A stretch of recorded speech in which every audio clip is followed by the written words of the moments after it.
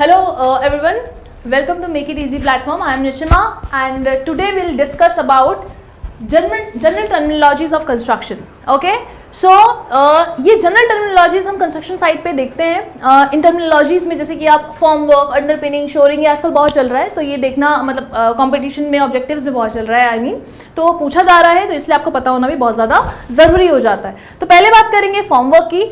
Form work में बहुत ही layman language में आपको बताती हूँ, एक तरीके का खांचा होता है. यहाँ पे जो लिखा हुआ है वो तो आप पढ़ ही सकते हैं. It refers to a temporary structure which is used to support concrete until it hardens. तो मैं जनरल लेमैन लैंग्वेज में बताऊंगी, एक तरीके का मोल्ड होता है, एक तरीके का खांचा होता है जो कि कंक्रीट को सपोर्ट करने का काम कर रहा है जब तक वो पूरा का पूरा हार्डन या सेट ना हो जाए.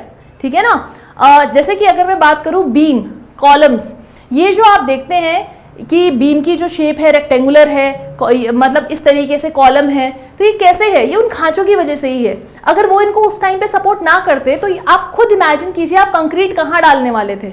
ठीक है ना. और वो कंक्रीट कहाँ हार्डन होने वाला था. तो खांचों की जरूरत तो है ही. तो वही खांचे बेसिकली क्या है, या वही मोल्ड्स, उन्हीं को हम क्या कहते हैं कंस्ट्रक्शन की लैंग्वेज में या सिविल की लैंग्वेज में फॉर्म वर्क्स कहते हैं. क्या कहते हैं? Form work. तो अगर आप फॉर्म वर्क पे देखोगे, आप अलग अलग मटेरियल के फॉर्म वर्क साइट्स पे देखते हो. स्टील फॉर्म वर्क्स होते हैं, टिम्बर फॉर्म वर्क्स होते हैं, अलग अलग मटेरियल आपको दिखते हैं साइट पे. यहाँ पर फॉर्म वर्क अगर आप देखेंगे तो मैं आपको बता रही हूँ बेसिकली हॉरिजॉन्टल और वर्टिकल फॉर्म वर्क के बारे में. जब आप बीम की बात करते हो या कोई भी हॉरिजॉन्टल मटेरियल की बात करते हो जिसमें कि खांचा लगाया जा रहा है या मोल्ड यूज हो रहा है, उस तरीके के फॉर्म वर्क को कहा जाता है सेंटरिंग. क्या कहा जाता है? सेंटरिंग कहा जाता है. A temporary support system used for horizontal concrete structure like beam, slab and arches. ठीक है. तो इस तरीके के उसको क्या कहा जाता है? आपका सेंटरिंग कहा जाता है. Just a second. तो सेंटरिंग की बात कर रहे थे. Centering temporary structure support system use for horizontal concrete structure like beam, slabs and arches. अगर आप हॉरिजॉन्टल किसी भी उसके लिए हॉरिजॉन्टल वर्क के लिए, जैसे कि आपका जो हो गया बीम, स्लैब्स, इनके लिए जो खांचे यूज आप कर रहे हैं उनको आप क्या बोलते हैं? सेंटरिंग. बेसिकली फॉर्म वर्क का भी स्पेशलाइज नाम सेंटरिंग वर्ड यूज करते हैं उन फॉर्म वर्क्स के लिए. और वही अगर आप वर्टिकली किसी मेंबर के लिए यूज कर रहे हैं फॉर्म वर्क, तो वहां पर उसको क्या बोला जाएगा? शटरिंग बोला जाएगा. क्या बोला जाएगा? शटरिंग बोला जाएगा. It's a vertical temporary arrangement which is arrange to bring concrete in desired shape. तो बेसिकली एक तरीके का खांचा है जो तब तक सपोर्ट दे रहा है कंक्रीट को जब तक कि वो हार्डन ना हो जाए. ठीक है ना. सो ये आपके लिए एक जनरल इमेज है फॉर्म वर्क की. यहाँ पे देखिए, ये बेसिकली ये खांचे लगे हुए हैं और यहाँ पर ये जो आपकी जाल बिछाया हुआ है, यहीं पर कंक्रीट डाला जाता है बाद में, और आपको जो स्ट्रक्चर आप है वो देख पाते हैं. ठीक है. Moving the next slide. ये बेसिकली एक छोटा सा आपके लिए ऑब्जेक्टिव बूस्टर है, क्योंकि ऑब्जेक्टिव में बहुत पूछा जाता है. वो बोलता है कि भैया अगर वर्टिकल फॉर्म वर्क आपने दिए हैं कॉलम को, वॉल्स को और बीम्स को, तो यहाँ पर बेसिकली कब तक उसको रिमूव करें, कब तक रखें फॉर्म वर्क, कितना मिनिमम टाइम होना चाहिए उसको क्या करने के लिए, रिमूव करने से पहले कितना टाइम उसको रखना पड़ेगा. तो यहाँ पर बिफोर रिमूवल कितना 16 से 24 घंटे आपको क्या करना पड़ेगा? उसको रखना पड़ेगा. कॉलम, वॉल और बीम की अगर आप बात करते हैं तो उसको कितना 16 से 24 घंटे अप्रोक्सीमेटली 1 डे तक आप उस वर्टिकल फॉर्म वर्क को रखेंगे हटाने से पहले, before removal. Next is soffit form works to slabs.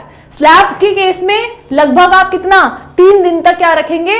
Removal से पहले रखेंगे. ठीक है ना. और बीम्स के केस में 7 दिनों तक basically soffit form work to slabs को आप 3 दिन तक रखेंगे. Soffit form work to beams के लिए आप कितना 7 दिन तक रखेंगे उसको मिनिमम बिफोर रिमूवल. अब जो प्रॉप्स लगाई जाती हैं स्लैब्स के केस में, ठीक है ना, this is spanning up to 4.5 metre. अगर 4.5 मीटर तक का स्पैन है तो उस केस में जो प्रोब्स लगाई जाती हैं स्लैब्स के केस में आप 7 दिन बाद रिमूव करेंगे. और अगर आपका जो स्पैन है उस मतलब जो आपने स्लैब्स में प्रोब्स लगा रखी हैं, अगर उस स्लैब का जो स्पैन है 4.5 मीटर से ज्यादा है तो उस केस में 14 दिन का समय लगेगा मिनिमम रिमूवल से पहले आपको रखने पड़ेंगे वो प्रॉप्स 14 दिन के लिए। और अब है next heading is props to beams and arches. अब बीम एंड आर्चेस के केस में क्या होता है, यहां पर अगर आपका बीम जो ये अगेन दिस इज स्पैनिंग, थोड़ा सा एरर है, स्पैनिंग। अब यहां पर अगर आपका जो प्रॉप्स लगाए गए हैं बीम्स एंड आर्चेस में, अगर वो 6 मीटर तक के स्पैन के लिए, अगर जो बीम है अगर वो 6 मीटर तक के स्पैन के लिए है या 6 मीटर की स्पैन की है, तो वहां पर बेसिकली 14 दिन आपको रखना पड़ेगा बिफोर रिमूवल उन प्रॉप्स को, ठीक है ना। सिमिलरली अगर स्पैन आपका 6 मीटर से बड़ा हो जाता है बीम या आर्चेस के केस में, तो 21 दिन मिनिमम आपको रखने पड़ेंगे ही पड़ेंगे, ठीक है, रिमूवल से पहले। तो ये बहुत इंपॉर्टेंट है, ऑब्जेक्टिव बूस्टर है आप लोगों के लिए। Next is scaffolding. स्कैफोल्डिंग एक तरीके का टेम्परेरी वर्किंग प्लेटफॉर्म होता है जो कि आपका लोगों को सपोर्ट देने का काम कर रहा है। दैट मीन्स आपने देखा होगा जो हाई राइज स्ट्रक्चर्स होते हैं, तो एक आदमी होता है जो एक फट्टे को बिल्कुल रस्सियों से बांधकर नीचे आ रहा है, पेंट कर रहा है, क्लीनिंग कर रहा है ग्लासेस की। तो वो जो टेम्पररी वर्किंग प्लेटफॉर्म होता है जिसपे कोई बंदा चढ़ा हुआ है काम करने के लिए, उसको स्कैफोल्डिंग कहा जाता है। तो a temporary structure which is used to support workers and materials during construction, maintenance or repair, it is known as scaffolding। तो यहां पर देखिए ये सिंगल स्कैफोल्डिंग, ये तो आपने जनरली देखी ही होगी, and this is again a type of scaffolding. और जो मैंने आपको एग्जांपल बताया वो भी स्कैफोल्डिंग का एक एग्जांपल है आपके सामने। तो मैं आपको ये brief construction in general terminologies को मैं बहुत ब्रीफ बता रही हूँ क्योंकि ऑब्जेक्टिव्स में बहुत क्रिस्प मांगता है, तो उसके लिए ये सफिशिएंट है आपके लिए। The next is the staging. अब the temporary structures like props, jacks or edge frame which is used to support the formwork। आपने वो देखा होगा जो बल्लियां लगाई जाती हैं उस फॉर्मवर्क को सपोर्ट करने के लिए। अब मैंने खांचा तो लगा दिया, अब खांचा क्या हवा में थोड़ी रहेगा, उसके नीचे बलिया वलिया लगाते हैं ना हम लोग, ताकि खांचे को भी तो सपोर्ट करना पड़ेगा, खांचा हवा में टंगा थोड़ी रहेगा। तो वो जो बलिया वलिया आप लगाते हो उस सपोर्ट के लिए, उसी को क्या बोला जाता है, स्टेजिंग बोला जाता है। तो ये जो आप देखो प्रॉप्स का सपोर्ट देख रहे हो उस फॉर्मवर्क को सपोर्ट करने के लिए, ये देखो ये खांचा लगा हुआ है, ये खांचा है ना, दिख रहा होगा आपको। इस खांचे को सपोर्ट करने के लिए देखो ये पूरे प्रॉप्स ड्रॉप्स लगा रखे हैं, ये पूरे खांचे है देखो। तो यहां पर इसी को क्या बोला जाता है, इन प्रॉप्स एंड सपोर्ट को स्टेजिंग बोला जाता है। नेक्स्ट है हमारे पास अंडरपिनिंग। ये बहुत अभी हॉट टॉपिक है क्योंकि ये पूछा गया है, ये इंटरव्यू सेशंस में भी पूछा गया है। जब यूकेपीएससी एई के इंटरव्यूज हुए थे तो उसमें भी वहां पैनल्स ने इस अंडरपिनिंग से रिलेटेड बहुत अच्छे क्वेश्चंस पूछे हैं, मैं आपको बताऊंगी।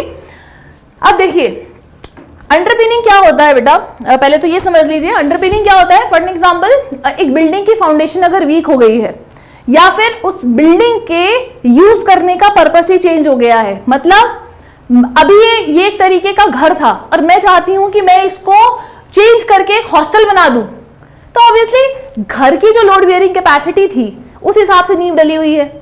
अगर आप इसको हॉस्टल बनाना चाहते हो, एक 5-6 मंजिला हॉस्टल, तो उसके लिए तो इसकी नींव और ज्यादा स्ट्रांग होनी चाहिए ना। तो इसीलिए यहां पर क्या किया जाता है, आपका अंडरपिनिंग किया जाता है। या तो आपके घर की फाउंडेशन क्या हो गई, वीक हो गई, बिल्डिंग का यूज करने का पर्पस चेंज होने वाला है, ऐसे कुछ इंस्टेंसेस में आप ये अंडरपिनिंग का ऑप्शन आपके पास आजकल अवेलेबल है। अब ये होता क्या है, आपने आज तक सुना होगा लोग जैक्स की मदद से छती उठा देते हैं, लेकिन हम अंडरपिनिंग में पूरा घर उठा सकते हैं। फाउंडेशन से पूरा क्या कर दिया, घर ही उठा दिया। अब आप लोग सोचोगे मैडम घर कैसे उठा दिया। अब देखिए यहाँ पे एक इमेज है आपके सामने, ये पाइल कैप है बेटा, क्या है, दिस इज पाइल कैप। घर को उठाने से पहले हम लोग 2 पाइल्स नीचे डालते हैं और छेद करके, ये देख रहे हो ना आप, ये बिल्डिंग ये ऊपर, यहाँ पे हमने छेद करके क्या कर दिया, ये पाइल कैप इंसर्ट कर दिया। अब जो घर का पूरा लोड आएगा वो इस पाइल कैप के ऊपर आएगा, है ना। तो और यहां से क्योंकि हमें इस फाउंडेशन को क्या करना है, स्ट्रेंथन करना है, तो हमने यहां से इस पाइल कैप की मदद से क्या कर दिया, बिल्डिंग का जो लोड था वो होल्ड कर लिया। और अलग अलग तरीके होते हैं अंडरपिनिंग के, this is one of the method जो कि आप देख रहे हो पाइल कैप इंसर्शन का। तो ये पाइल कैप जो आपने इंसर्ट कर दिया, सारा लोड इस पाइल कैप के ऊपर आ गया और बाकी नीचे वाली बिल्डिंग से या नीचे वाली फाउंडेशन से क्या हो गया, अलग हो गया ना बिल्डिंग, आपका लोड बिल्डिंग का पूरा उसके ऊपर है। अब ये जो फाउंडेशन है आप इसे अपने हिसाब से स्ट्रेंथन कर सकते हो। तो यही प्रोसेस आपका क्या कहलाता है, अंडरपिनिंग कहलाता है, जो स्ट्रक्चर को पूरा फाउंडेशन से आपने क्या कर दिया, उठा दिया for the purpose of change of its, जिसे कहते हैं रिक्वायरमेंट और या फिर स्ट्रेंथनिंग ऑफ फाउंडेशन, जो भी आपका पर्पस है आप उसके लिए अंडरपिनिंग पे जा सकते हो। तो बहुत इंपॉर्टेंट है ये। अभी मैं आपको बताऊंगी जो क्वेश्चंस पूछे गए इंटरव्यू में इससे रिलेटेड, मैं वो भी बताती हूँ आपको। अब शोरिंग क्या होता है, शोरिंग, अब देखो आपने अंडरपिनिंग कर लिया है ना, अब ऐसा तो है नहीं कि ह्यूमन बहुत ही एडवांस हो गया है कि कोई भी मतलब हो ही नहीं सकता हादसा, हजार तो हो ही सकते हैं, ह्यूमन मिस्टेक्स तो रहती ही हैं, हजार पॉसिबल है ही हैं। तो यहाँ पे हम लोग क्या करते हैं, जो आपके जो साइड स्ट्रक्चर्स लगाते हैं ना सपोर्ट करने के लिए, अब अंडरपिनिंग तो भैया आप कर ही रहे हो, ऑब्वियसली आप तो अपने उससे बिल्कुल अच्छा ही कर रहे हो कि कुछ गलत नहीं होगा, सब बढ़िया होगा, पर फिर भी कुछ ना कुछ हो ही सकता है ना। तो स्टेजिंग क्या है, स्टेजिंग बेसिकली सपोर्टिंग स्ट्रक्चर है एक तरीके का, या फिर टेम्परेरी सपोर्ट सिस्टम है which is used in construction to prevent structural collapse, especially during excavation or when alterations are made to existing structures, ensuring safety and stability. Basically वो जो supports दिए गए हैं बिल्डिंग को होल्ड करने के लिए in the process of underpinning, such processes like underpinning I would say. तो वो, या कभी आप एक्सकवेशन वगैरह अगर आप करते हो तो उस केस में भी आप क्या देखते हो, हम लोग वो लगा देते हैं ना, प्लैंक्स लगा देते हैं सपोर्ट करने के लिए, ताकि मिट्टी क्या ना आए, बाहर ना आए। तो वो जो सपोर्टिंग स्ट्रक्चर होता है ना किसी भी हजार्ड को रोकने के लिए, वही सपोर्टिंग स्ट्रक्चर क्या है, शोरिंग है आपका, क्या है, शोरिंग। तो आप इमेजेस में भी देख सकते हो, यहाँ पे देखो, यहाँ पे ये एक्सकवेशन हुआ होगा, ये मिट्टी बाहर ना आ जाए, यहाँ पे लगा रखी है।